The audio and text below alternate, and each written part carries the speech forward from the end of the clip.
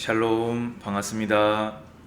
오늘도 우리 하나님께 예배 드립니다. 기도하겠습니다. 주님 감사합니다.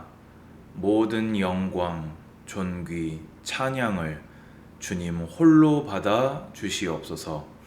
오늘 예배 드리는 모든 심령들에게 성령님께서 함께 하시고 도우시사 온전한 드림의 산 제사가 되게 하여 주옵소서.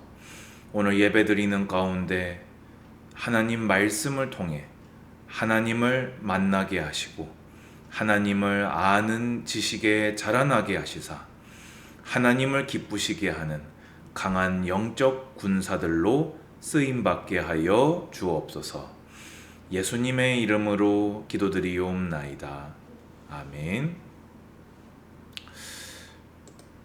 오늘 설교의 제목은 두 번째 인구조사에서 만나는 하나님입니다. 오늘 본문은 민수기 26장 2절에 이스라엘 자손의 온 회중의 총수를 그들의 조상의 가문을 따라 조사하되 이스라엘 중에 20세 이상으로 능히 전쟁에 나갈 만한 모든 자를 계수하라 하시니 되어 있습니다. 이 제목이 좀 낯익은 느낌이 들지 않습니까?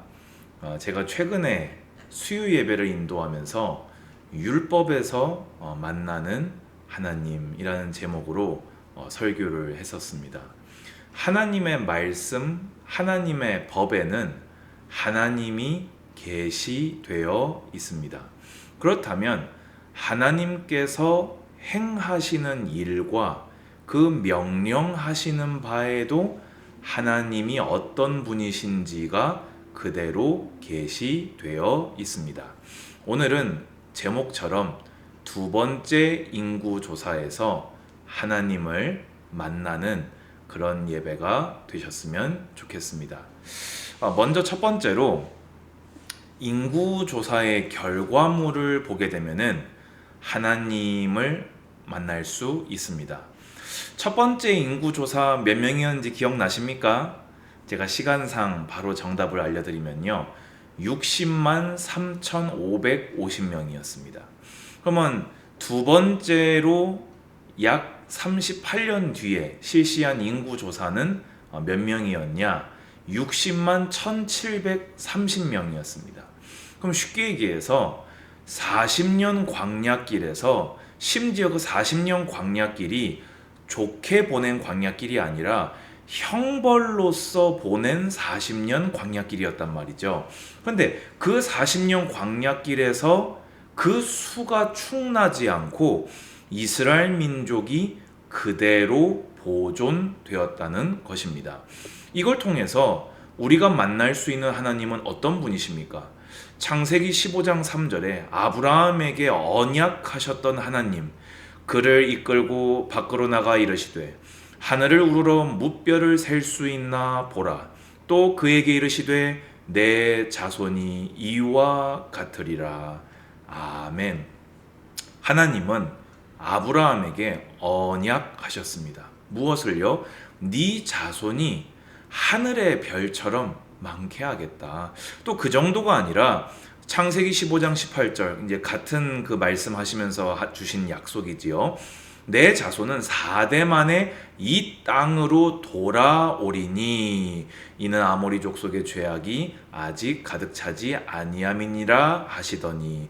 그래서 하나님은 이스라엘의 범죄에도 불구하고 또 40년 광야길이라고 하는 악조건과 좋지 않은 환경에도 불구하고 아브라함에게 최초에 약속하셨던 그 언약을 그대로 신실하게 이루시사 이스라엘 백성의 수가 민수기 1장의 첫 번째 인구조사 때와 약 38년이 지나서 모압 평지에서 두 번째 인구조사에서 그 수가 거의 충나지 아니하고 보존되게 하셨습니다.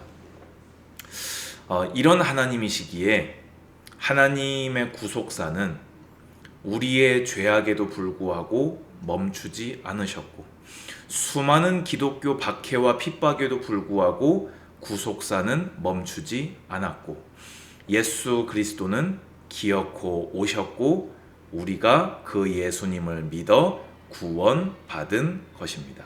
여러분 아멘이십니까? 이렇게 신실하시고 전능하신 하나님을 만난다면 우리가 앞으로 품게 되는 소망은 무엇입니까? 아직 남아있는 약속들 또한 성취될 거라는 소망을 품게 되는 것입니다. 우리는 반드시 부활과 영생을 얻어서 새 하늘과 새 땅에 들어가게 되는 줄로 확신합니다. 자, 그럼 두 번째로 만날 수 있는 하나님은 어떤 하나님이십니까? 사실 이 인구조사는요, 민수기 1장에서 최초 한 번만 하고 바로 가나안 땅 정복이 시작됐어야 됐어요. 그런데 이 인구조사가 왜 두 번째 인구조사까지 오게 되었습니까? 이스라엘 백성이요, 가데스 바네아에서 불신앙, 불순종, 반역을 일으켰기에 하나님의 징계를 당했던 것입니다. 하나님은요, 언약을 신실하게 이루시고 백성을 보호하시는 사랑의 하나님이시지만 그 하나님의 사랑에는 무엇이 포함되어 있습니까? 하나님은 공의의 하나님이시라는 것을 잊지 마시기 바랍니다. 죄를 없다 하시지 아니하시고 그 죄를 징계하시는 하나님을 우리는 만나게 됩니다. 두 번째 인구조사에서 만나는 하나님은 어떤 분이십니까? 민수기 26장 63절 이하를 보면요, 자, 이제 이 자손을 계수했는데요, 이 뭐라고 말합니까? 모세와 제사장 아론이 시내 광야에서 계수한 이스라엘 자손은, 이제 첫 번째 인구조사지요, 한 사람도 들지 못하였으니 이는 왜냐? 여호와께서 그들에게 대하여 말씀하시기를 그들이 반드시 광야에서 죽으리라 하셨습니다. 이러므로 여분네 아들 갈렙과 눈의 아들 여호수아 외에는 한 사람도 남지 아니하였더라. 아멘. 여러분, 하나님은 신실하신 분이십니다. 하나님은 전능하십니다. 하나님은 사랑이십니다. 하지만 우리가 또 만나야 될 하나님은 어떤 분이시냐? 공의로운 하나님이시라는 겁니다. 오늘 두 번째 인구조사가 우리가 만날 수 있는 하나님은, 두 번째 인구조사가 우리에게 주는 의미는 무엇입니까? 하나님은 반드시 죄를 심판하시고 징계하시는 분이시라는 겁니다. 자, 그럼 마지막으로 이 인구조사에서 만날 수 있는 하나님은 어떤 분이십니까? 다시 본문으로 돌아와서요, 이스라엘 자손의 온 회중이 총수를 그들의 조상의 가문을 따라 조사하되 이스라엘 중에 20세 이상으로 능히 전쟁에 나갈 만한 모든 자를 계수하라 하시니. 아멘. 자, 이 두 번째 인구조사의 가장 중요한 의미는 사실 무엇입니까? 출애굽 1세대, 즉 불신앙, 불순종, 반역의 세대를 정리하시고 이제 여호와의 군대인 2세대를 새롭게 계수하신 것입니다. 사실요, 우리는 그렇잖아요. 반역자의 자식을 어떻게 대하겠습니까? 여러분이 임금이시라면 반역자의 자식을 중용하시겠습니까? 이 광야 2세대들이요, 이걸 모르지 않아요. 왜냐면은 그때 19살, 18살, 17살, 16살짜리들이 그 범죄 현장에 하나님의 땅 그 선언의 자리에 같이 있었거든요. 왜 조상들이 다 죽어나가는지, 왜 우리 부모님들이 가나안에 못 들어가고 죽어나가는지를 자식들은 압니다. 그러면 두려운 마음 들지 않을까요? 그런데 하나님께서는요, 아니다. 너희 조상들은 그들의 죄로 이 땅에 심판을 당했으나 나는 너를 여호와의 군대로 불렀다. 너는 여호와의 군사다. 이제 마음을 정리하고 정신을 차리고 조상들의 행위를 본받지 말고 믿음과 순종으로 가나안 땅을 정복하는 여호와의 군대로 일어서라 하고 새로운 세대를 여호와의 군대로 사명 감당하도록 세우시는 기회를 주시는 하나님을 만날 수 있습니다. 자, 그럼 오늘 말씀을 정리하겠습니다. 두 번째 인구 조사에서 하나님을 만나셨습니까? 그렇다면 첫 번째입니다.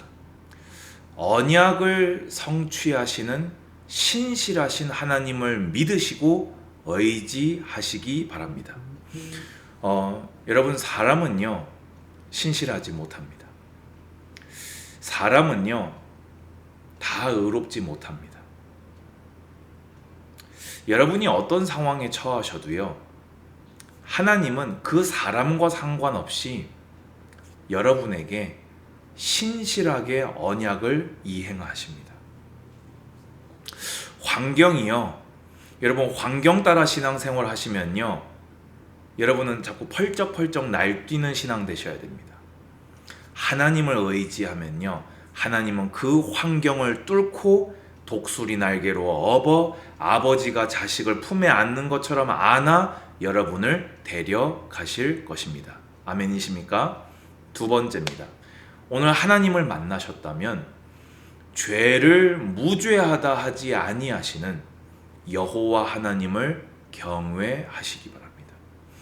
신실하신 하나님께 신실한 백성으로 주님과 연합하시기 바랍니다.